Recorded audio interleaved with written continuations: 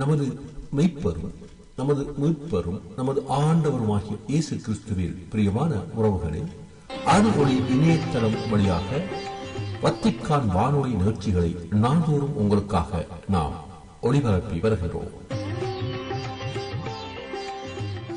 அருள்ஒளி இணையதளத்திற்காக தொகுத்து வழங்குபவர் உங்கள் அன்பிற்கினிய பேசால் தாஸ்.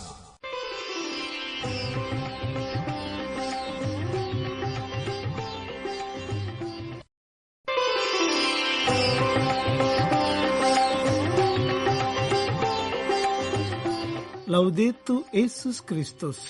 இயேசு கிறிஸ்துவுக்கு புகழ். தமிழ் கூறும் நல்லுலகில் வாழும் அனைத்து அன்புள்ளங்களுக்கும் வத்திக்கான் வானொலியின் வணக்கம். இறைவன் உங்கள் உள்ளத்தையும் இல்லத்தையும் தன் அன்பாலும் அருளாலும் அமைதியாலும் இன்றும் என்றும் நிரப்புவாராக.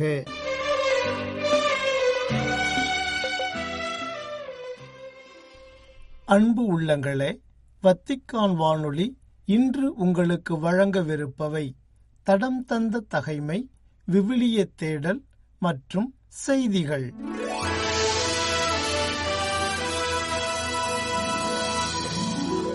தடம் தந்த தகைமை. வானத்தின் மேகங்களின் மீது மானிட மகன்.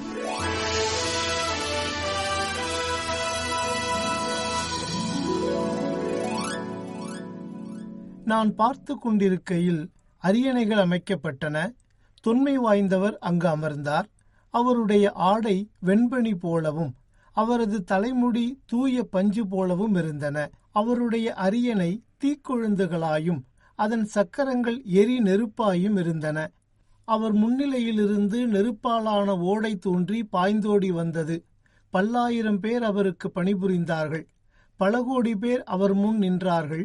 நீதிமன்றம் தீர்ப்பு வழங்க அமர்ந்தது. நூல்கள் திறந்து வைக்கப்பட்டன. அந்த கொம்பு பேசின பெருமைமிக்க சொற்களை முன்னிட்டு நான் அதை கவனித்து பார்த்தேன். அப்படி பார்க்கையில் அந்த விலங்கு கொல்லப்பட்டது. அதன் உடல் சிதைக்கப்பட்டு நெருப்பிற்கு இரையாக்கப்பட்டது. மற்ற விலங்குகளிடமிருந்து அவற்றின் ஆட்சி உரிமை பறிக்கப்பட்டது. ஆயினும் அவற்றின் வாழ்நாள் குறிப்பிட்ட கால நேரம் வரை நீட்டிக்கப்பட்டது. இரவில் நான் கண்ட காட்சியாவது, வானத்தின் மேகங்களின் மீது மானிட மகனை போன்ற ஒருவர் தோன்றினார். இதோ, தொன்மை வாய்ந்தவர் அருகில் அவர் வந்தார்.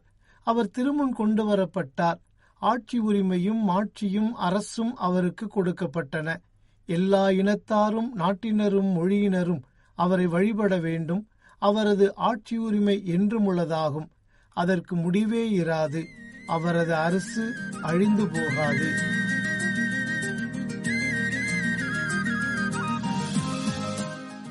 விவிலிய தேடல்.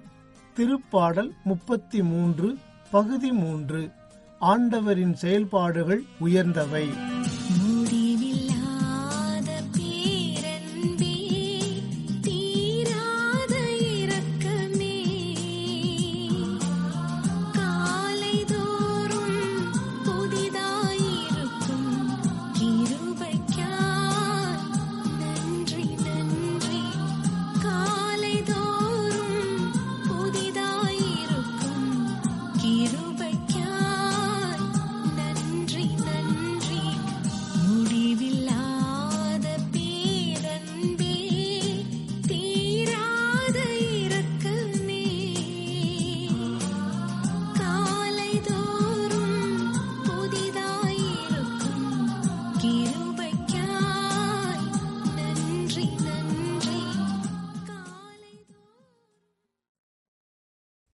அன்புக்குரியவர்களே, தீமைகள் செய்த ஒருவன் இறந்தபின் நரகத்தில் உள்ள பெரிய பாதாள குழியில் தள்ளப்பட்டான். தன்னை காப்பாற்றுமாறு அங்கிருந்து கடவுளை நோக்கி கத்திக்கொண்டே இருந்தான். இவன் சத்தம் தாங்க முடியாமல் கடவுள் இவனுக்கு உதவ எண்ணினார். அவன் இவ்வுலகில் வாழ்ந்தபோது காலுக்கடியில் ஊறிய சிலந்தி பூச்சியை தன்னை அறியாமல் மிதிக்காமல் விட்டுவிட்ட புண்ணியம் மட்டுமே தீமை செய்த அவனது கணக்கில் இருந்தது. இந்த ஒரே ஒரு நற்செயலுக்காக இவனுக்கு உதவ எண்ணிய கடவுள் சிலந்தி நூல் ஒன்றை பாதாள குழியில் இறக்கி அவனை மேலே வருமாறு அழைத்தார். நூலை பிடித்து மேலே ஏறியவன் பாதி தூரம் வந்ததும் தன் பின்னே வேறு சிலரும் அதே நூலில் ஏறி வருவதைக் கண்டு கோபமடைந்து தனக்கு கீழுள்ள நூலை வெட்டிவிட்டான். இச்செயலால் அவன் செய்த ஒரு புண்ணியமும் போய் அவனது பாவக்கணக்கில் ஒன்று சேர்ந்து நூல் முழுவதும் அருந்து பாதாளத்தில் மீண்டும் விழுந்து விட்டான். தீமை விதைப்பவர்கள் தங்களின் தீய எண்ணங்களாலேயே அழிந்து போகிறார்கள். அதாவது வினை விதைத்தவன் வினை அறுப்பான். தீயவர்கள் தீமை செய்ய தயங்குவது இல்லை. சொல்லி முடிப்பதற்கு முன் அவர்கள் தீமைகளை செய்து முடித்து விடுவார்கள். ஆனால் நல்லவர்கள் தீமை செய்ய அஞ்சுவர். அந்த நினைப்பே அவர்களை அச்சுறுத்தும். ஒரு தீமை இன்னொரு தீமைக்கு காரணமாகி விடுகிறது. பிரியமானவர்களே, கடந்த வார நமது விவிலிய தேடலில் இறைவனின் கொடையாக இயற்கை என்ற தலைப்பில் திருப்பாடல் 33 6 முதல் 9 வரை உள்ள இறைவார்த்தைகள் குறித்து தியானித்தோம்.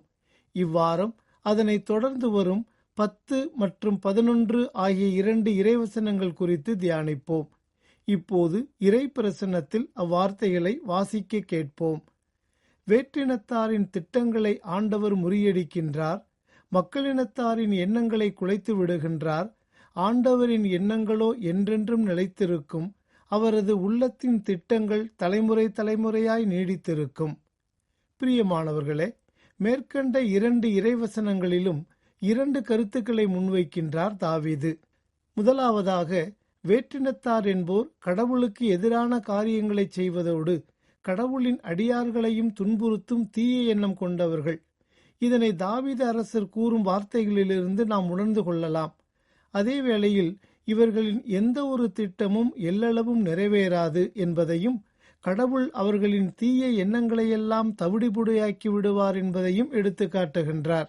அதனால்தான் வேற்றினத்தாரின் திட்டங்களை ஆண்டவர் முறியடிக்கின்றார், மக்களினத்தாரின் எண்ணங்களை குலைத்து விடுகின்றார் என்கின்றார் தாவீது அரசர்.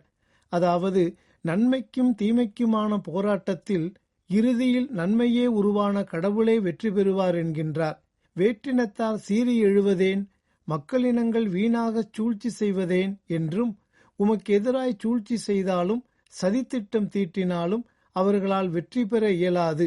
நீரோ அம்புகளை நாணேற்றி அவர்களது முகத்தில் எய்வீர், அவர்களை புறமுதுகிட்டு ஓடச் செய்வீர் என்றும், ஆண்டவரே, தீயோரின் விருப்பங்களை நிறைவேற்றாதேயும், அவர்களின் சூழ்ச்சிகளை வெற்றி பெற விடாதேயும், இல்லையெனில் அவர்கள் ஆணவம் கொள்வார்கள் என்றும், தீமையை விதைக்கும் தீயவர்களான வேற்றினத்தார் பற்றி வேறு சில திருப்பாடல்களிலும் எடுத்து காட்டுகின்றார் தாவீது. மேலும், பொய்யர் சொல்லும் குறிகள் பலிக்காதவாறு செய்கின்றேன், மந்திரவாதிகளை மடையராக்குகின்றேன், ஞானிகளை இழிவுறச் செய்து அவர்களது அறிவு மடமையென காட்டுகிறேன், என் ஊழியன் சொன்ன வார்த்தையை உறுதிப்படுத்துகின்றேன், என் தூதர் அறிவித்த திட்டத்தை நிறைவேற்றுகிறேன் என்ற வார்த்தைகள் வழியாக யாவே இறைவன் எப்போதும் தீமையையும் தீயவர்களையும் அழிந்து போகச் செய்து தனது நேரிய திட்டங்களை நிறைவுறச் செய்பவர் என்பதையும் நம்மால் கண்டுணர முடிகின்றது. இரண்டாவதாக, ஆண்டவரின் எண்ணங்களோ என்றென்றும் நிலைத்திருக்கும், அவரது உள்ளத்தின் திட்டங்கள் தலைமுறை தலைமுறையாய் நீடித்திருக்கும் என்கின்றார் தாவீது. கடவுள் தான் படைத்த மனிதருக்கு எதிராக எப்போதும் எதுவும் செய்வதில்லை. காரணம், அவர் எப்போதும் நல்லதே நினைக்கின்றார். அவர் வேற்றுமைகளை வேறறுத்து ஒற்றுமையை வளர்ப்பவர். ஆனால் மனிதர் மட்டுமே தங்களின் தீய எண்ணங்களால் தங்களுக்கு தாங்களே தீமையை வருவித்துக் கொள்ளக்கூடியவர்கள். தாய் வயிற்றில் உன்னை நான் உருவாக்கும் முன்பே அறிந்திருந்தேன், நீ பிறக்கும் முன்பே உன்னை திருநிலைப்படுத்தினேன், மக்களினங்களுக்கு இறைவாக்கியனாக உன்னை ஏற்படுத்தினேன் என்றும், உங்களுக்காக நான் வகுத்திருக்கும் திட்டங்கள் எனக்கு தெரியுமன்றோ, அவை வளமான எதிர்காலத்தையும் நம்பிக்கையையும் உங்களுக்கு அளிப்பதற்கான நல்வாழ்வின் திட்டங்களே அன்றி கேடு விளைவிப்பதற்கான திட்டங்கள் அல்ல என்கிறார் ஆண்டவர் என்றும், என் எண்ணங்கள் உங்கள் எண்ணங்கள் அல்ல, உங்கள் வழிமுறைகள் என் வழிமுறைகள் அல்ல என்கிறார் ஆண்டவர்.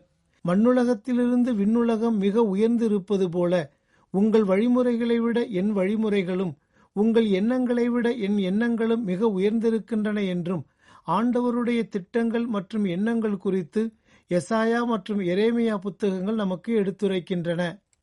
மிகச் சிறந்த ஞாபக சக்தியும் அறிவு கூர்மையும் உடைய மன்னர் ஒருவர் இருந்தார். ஒரு கவிதையை ஒருமுறை கேட்டால் போதும், அதை வரி மாறாமல் வார்த்தை மாறாமல் அப்படியே திரும்பச் சொல்ல அவரால் முடியும். அவரின் சபையில் மந்திரவாதி ஒருவனும் இருந்தான். அவனும் நினைவாற்றலில் சிறந்தவன்தான். எதையும் 2 முறை கேட்டால் அப்படியே திரும்பச் சொல்லும் சக்தி உடையவன். அந்த அவையில் அடிமை பெண் ஒருத்தியும் இருந்தாள். 3 முறை கேட்டால் அதை அப்படியே திரும்பிச் சொல்வாள். அந்த மன்னர் ஒரு நயவஞ்சகன். எந்த புலவன் வந்து அவரை புகழ்ந்து பாடினாலும், நீ பாடவிருக்கும் பாடல் இதுவரை நான் கேள்விப்படாத உன்னுடைய சொந்த பாடலாக இருந்தால் தகுந்த சன்மானம் தருவேன் என்பான். வந்த புலவரும் தன் கவிதையை படிப்பார். ஒரு முறை கேட்டதுமே மன்னனுக்குத்தான் அது மனப்பாடமாகிவிடுமே. எனவே ஏதோ ஒரு பெயரை குறிப்பிட்டு அந்த கவிதை அவர் எழுதியது, நான் ஏற்கனவே படித்திருக்கின்றேன் என்று சொல்லி அதை அப்படியே மளமளவென்று ஒப்பிப்பார். இல்லை, இந்த கவிதை என் சொந்த கவிதை என்று புலவர் சாதித்தால், கிடையவே கிடையாது, இந்த கவிதை என் மந்திரவாதிக்கு கூட தெரியும் என்று சொல்லி அந்த மந்திரவாதியை பாடச் சொல்வார் மன்னர். புலவர் பாடி ஒரு முறை, மன்னர் திரும்ப சொல்லி ஒரு முறை என மந்திரவாதி அந்த கவிதையை 2 முறை உன்னிப்பாக கவனித்திருப்பதால் அவனும் அதை வரிமாறாமல் அப்படியே சொல்லுவான். அப்போதும் இருக்கவே முடியாது, இந்த கவிதையை நான் நேற்றுதான் புனைந்தேன் என்று புலவர் அழாகுறையாகச் சொன்னால், இல்லை, நீ பொய் சொல்லுகிறாய், என்னுடைய அடிமைப்பெண் கூட இந்த கவிதையை சொல்வாள் என்று சொல்லி அவளை சொல்லச் சொல்வார். 3 முறை கேட்டதால் அவளும் வார்த்தை பிசகாமல் அந்த கவிதையை திரும்பச் சொல்ல அந்த புலவர் குழம்பி போய் அறிவு மங்கி புத்தியை இழக்கும் அளவுக்கு வந்துவிடுவார். இந்நிலையில் அல் அஸ்மாய் என்கிற கவிஞர் மன்னருடைய நினைவாற்றல் மற்றும் நயவஞ்சகம் குறித்து அறிய வந்தார். மன்னருக்கு ஒரு பாடம் கற்பிக்க விரும்பினார் அவர். எனவே இதுவரை யாரும் பயன்படுத்தாத வித்தியாசமான புதிய சொற்களை பயன்படுத்தி அவர் ஒரு கவிதையை தயார் செய்தார். அதை மன்னரோ மந்திரவாதியோ அடிமை பெண்ணோ மனப்பாடம் செய்து திரும்பச் சொல்லவே முடியாது என்கிற அளவில் மிக கடினமான ஒரு கவிதையை உருவாக்கினார் அவர். பின்பு ஒரு வழிப்போக்கரை போல மாறுவேடம் பூண்டு அரசவைக்கு சென்றார். மன்னரே, நான் உங்களை புகழ்ந்து ஒரு கவிதை தயாரித்திருக்கிறேன், உங்களுக்கு படித்து காட்ட விரும்புகிறேன் என்றார். அதற்கு மன்னர், புலவரே, என் நிபந்தனை உங்களுக்கு தெரியுமல்லவா என்றார். நன்றாக தெரியும், அந்த நிபந்தனைக்கு நான் ஒப்புக்கொள்கிறேன் என்று சொல்லி அவர் அந்த பாடலை பாடி காண்பித்தார். கடினமான பதங்களுடன் கூடிய கரடுமுரடான வரிகள் கொண்ட அந்த பாடலை கேட்ட மன்னனால் திரும்பச் சொல்ல முடியவில்லை. மன்னரே தடுமாறியதால் மந்திரவாதியும் மலங்க விழித்தான். அடிமை பெண்ணும் எதுவும் செய்ய முடியவில்லை. இறுதியில் மன்னர் தன்னுடைய தோல்வியை ஒப்புக்கொண்டார். அல் அஸ்மாய் என்ற அந்த கவிஞரின் வழிமுறை, எண்ணம், திட்டம் எல்லாம் வித்தியாசமாக இருந்தது. அதனால்தான் அவரால் நயவஞ்சகம் கொண்டு அந்த மன்னரை வெற்றி கொள்ள முடிந்தது. தீயவரின் எண்ணங்களை, அது அரசனாக இருந்தாலும் சரி, ஆண்டியாக இருந்தாலும் சரி, கடவுள் நிச்சயம் முறியடிப்பார் என்பது திண்ணம். மேலும் தீயவரின் எண்ணம் எப்போதும் தீய வழியில் தன்னை நிலைநிறுத்திக் கொள்ளவும் நல்லவர்களான கடவுளின் அடியார்களை அழித்தொழிக்கவுமே முற்படுகிறது. ஆனால் நல்ல எண்ணங்களையும் திட்டங்களையும் வழிமுறைகளையும் கொண்ட கடவுள் தீயவர்களை முறியடித்து எப்போதும் வெற்றி கொள்கிறார். அதே வேளையில் தனது நம்பிக்கைக்குரிய அடியார்களையும் அற்புதமாக காப்பாற்றுகிறார். ஆகவே அன்பு நிறைந்தவர்களே, கடவுளைப் போல் நல்ல எண்ணங்களும் திட்டங்களும் கொண்டு நாமும் வாழ்வோம், பிறரையும் வாழ வைப்போம். அதற்கான அருள் வரங்களை இந்நாளில் இறைவனிடம் கேட்டு மன்றாடுவோம்.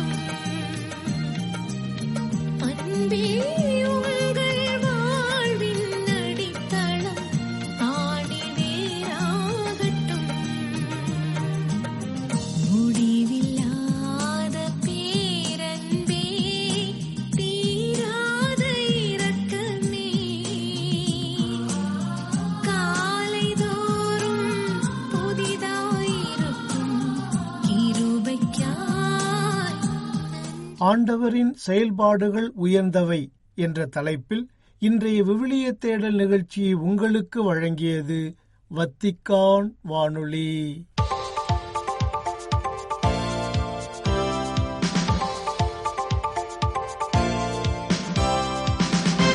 செய்திகள். வாராந்தர ஓய்வுக்காக காஸ்தல் கந்தோல்ஃபோவுக்கு செல்லும் வழியில் புனித மேரி மேஜர் பெருங்கோவிலில் உள்ள திருத்தந்தை பிரான்சிஸ் அவர்களின் கல்லறையிலும் அன்னை மரியா திருவுருவப்படத்திற்கு முன்பாகவும் இறைவேண்டல் செய்தார் திருத்தந்தை 14ஆம் லியோ. திருத்தந்தை பிரான்சிஸ் அவர்களின் கல்லறையில் வெள்ளை ரோஜாக்களின் பூங்கொத்தை அஞ்சலி செலுத்தும் விதமாக வைத்து இறைவேண்டல் செய்தார் திருத்தந்தை. இது திருத்தந்தை பிரான்சிஸ் அவர்களுக்கு மிகவும் பிரியமான லிசியக்ஸின் புனித தெரேசின் நினைவாக பாரம்பரியமாக அங்கு விடப்படும் ஒற்றை வெள்ளை ரோஜாவின் இருப்பை எதிரொலிக்கும் ஒரு அடையாளமாகும். அன்றைய தினத்தின் தொடக்கத்தில் இறைபதமடைந்த முன்னாள் திருத்தந்தை பிரான்சிஸ், கர்தினால்கள் மற்றும் ஆயர்களின் ஆன்ம இளைப்பாற்றிக்காக திருத்தந்தை லியோ அவர்கள் புனித பேதுரு பெருங்கோவிலில் திருப்பலி நிறைவேற்றினார்.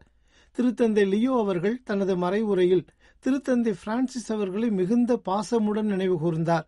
மேலும் யூபிலி ஆண்டின் புனித கதவை திறந்து உயிர்ப்பு தின ஆசிரை வழங்கிய சிறிது நேரத்திலேயே அவர் இறந்துவிட்டார் என்றும் குறிப்பிட்டார். யூபிலியுடன் இணைந்த இந்த கொண்டாட்டம் கிறிஸ்தவ நம்பிக்கையின் சிறப்பு உணர்வை கொண்டிருந்தது என்றும், இந்த நம்பிக்கையை அவரது முன்னோடி மற்றும் மறைந்த சமய மேல்நிலையாளர்கள் வாழ்ந்து கற்பித்ததாகவும் கூறினார் திருத்தந்தை லியோ. அனைத்து புனிதர்களின் பெருவிழாவான நவம்பர் 1ஆம் தேதியிட்ட முறைப்படி எழுதி கையொப்பமிட்ட ஆவணம் ஒன்றில் அறிவிக்கப்பட்டுள்ளபடி திருத்தந்தை 14ஆம் லியோ அவர்கள் புனித ஜான் ஹென்றி நியூமனை பாப்பிரை உர்பானியானா பல்கலைக்கழகத்தின் பாதுகாவலராக அறிவித்துள்ளார். நவம்பர் 1 சனிக்கிழமை சிறப்பிக்கப்பட்ட அனைத்து புனிதர் பெருவிழாவன்று புனித பேதுரு பெருங்கோவில் வளாகத்தில் இடம்பெற்ற உலக கல்வி விழாவிற்கான திருப்பலியின் போது நியூமன் திரு அவையின் மறைவல்லுநராக அறிவிக்கப்பட்டதோடு இந்த அறிவிப்பும் இணைந்து வெளியிடப்பட்டது. இக்கல்லூரியின் அதிபராக செயல்படும் பாப்பிரை பிரதிநிதி பேராசிரியர் வின்சென்சோ புபனோமோவின் முன்மொழிவை தொடர்ந்து பல்கலைக்கழகத்தின் வேந்தர் கர்தினால் லூயிஸ் அந்தோனியோ தாக்லே அவர்கள் திருத்தந்தைக்கு இந்த கோரிக்கை விடுத்தார் என்பது குறிப்பிடத்தக்கது. தனது ஆணையில் திருத்தந்தை லியோ அவர்கள் நியூமனை விசுவாசத்தின் முன்மாதிரியாகவும் உண்மையை தேடுபவராகவும் வர்ணித்து பல்கலைக்கழகத்தின் மறைபரப்பு பணிக்காக பரிந்து பேசுமாறு வேண்டிக் கொண்டார். திருத்தந்தை லியோ அவர்கள் தனது மறைவுரையின் போது நியூமனின் கலாச்சார மற்றும் ஆன்மீக உயர்நிலையை பாராட்டியதுடன் உண்மையை தேடுவோருக்கும் துயரங்கள் வழியாக வெற்றியை நோக்கி செல்வோருக்கும் அவர் ஒரு உத்வேகமாக திகழ்கிறார் என்றும் குறிப்பிட்டார். திருப்பீடத்திற்கும் இலங்கைக்கும் இடையிலான தூதரக உறவுகளின் 50 ஆண்டுகளை குறிக்கும் வகையில் நவம்பர் 3 முதல் 8 வரை அந்நாட்டிற்கு பயணம் மேற்கொண்டுள்ளார் பன்னாட்டு உறவுகளுக்கான திருப்பீடத்துறையின் செயலர் பேராயர் பால் ரிச்சர்ட் காலகர். பேராயர் காலகர் அவர்களின் இந்த பயணம் ஒத்துழைப்பை வலுப்படுத்துவதையும் அமைதியை மேம்படுத்துவதையும் நோக்கமாக கொண்டுள்ளது என்றும் இது குறித்த செய்திக்குறிப்பில் எடுத்துக்காட்டப்பட்டுள்ளது. மேலும் தனது இந்த பயணத்தின் போது பேராயர் காலகர் அவர்கள் இலங்கை அரசு தலைவர் அனுரகுமார திசநாயக்க, பிரதமர் ஹரிணி அமரசூரிய மற்றும் பிற அரசு மற்றும் மத தலைவர்களை சந்திப்பார் என்றும் அச்செய்தி குறிப்பில் கூறப்பட்டுள்ளது. கடந்த 2019ஆம் ஆண்டு உயிர்ப்பு ஞாயிறன்று தாக்குதல்கள் இடம்பெற்ற இடங்களுக்கும் வருகை தருவார் என்றும், கொழும்பிலுள்ள புனித லூசியா பேராலயத்தில் திருப்பலி நிகழ்த்தும் அதேவேளை அந்நாட்டு இலங்கை ஆயர் பேரவை உறுப்பினர்களை சந்திப்பார் என்றும் அச்செய்தி குறிப்பில் குறிப்பிடப்பட்டுள்ளது. உதவி மற்றும் பன்னாட்டு கவனத்தின் வீழ்ச்சிக்கு மத்தியில் வங்கதேசத்தில் உள்ள ரோஹிங்கியா புலம்பெயர்ந்தோருடன் அதிக அளவிலான உலகளாவிய ஒன்றிப்புக்கு அழைப்பு விடுத்தார் வத்திக்கானின் ஒருங்கிணைந்த மனித மேம்பாட்டை ஊக்குவிப்பதற்கான திருப்பீடத்துறையின் தலைவர் கர்தினால் மைக்கேல் ஷெரினி. நவம்பர் 1 முதல் 5 வரை காக்ஸ் பஜாருக்கு அவர் மேற்கொண்ட பயணத்தின் போது ரோஹிங்கியா குடும்பங்களை சந்தித்தார். அப்போது காரித்தாஸ் பங்களாதேஷ் நிறுவனத்தின் கற்றல் மையத்தை பார்வையிட்டு வீட்டுப் பொருட்களை அவர்களுக்கு உதவியாக வழங்கினார்.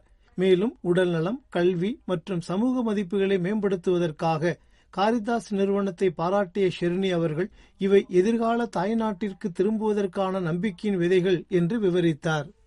மியான்மரில் புதிய மோதல்கள் காரணமாக கடந்த 2024ஆம் ஆண்டு முதல் மேலும் 1,50,000 பேர் புதிய புலம்பெயர்ந்தோராக வந்து கொண்டிருப்பதால் ஏறத்தாழ 12 லட்சம் ரோஹிங்கியாக்கள் தொடர்ந்து நெரிசலான முகாம்களில் வசித்து வருவதால் உலகம் குறைவாக அல்ல அதிக ஒன்றிப்பை காட்ட வேண்டும் என்றும் அவர் வலியுறுத்தி கூறினார். புலம்பெயர்ந்தோர் நாடற்றவர்களாகவும் உதவியை சார்ந்தவர்களாகவும் உள்ளனர். இது அதிகம் குறைந்துள்ளது என்று குறிப்பிட்ட ஷெரினி அவர்கள் ஐநாவின் 93.4 கோடிக்கான ஆண்டு பட்ஜெட்டில் 38 விழுக்காடு மட்டுமே நிதியளிக்கப்பட்டுள்ளது என்றும் கருத்து தெரிவித்தார். இத்துடன் வத்திக்கான் வானொலியின் தமிழ் ஒலிபரப்பு நிறைவு பெறுகின்றது. வணக்கம்.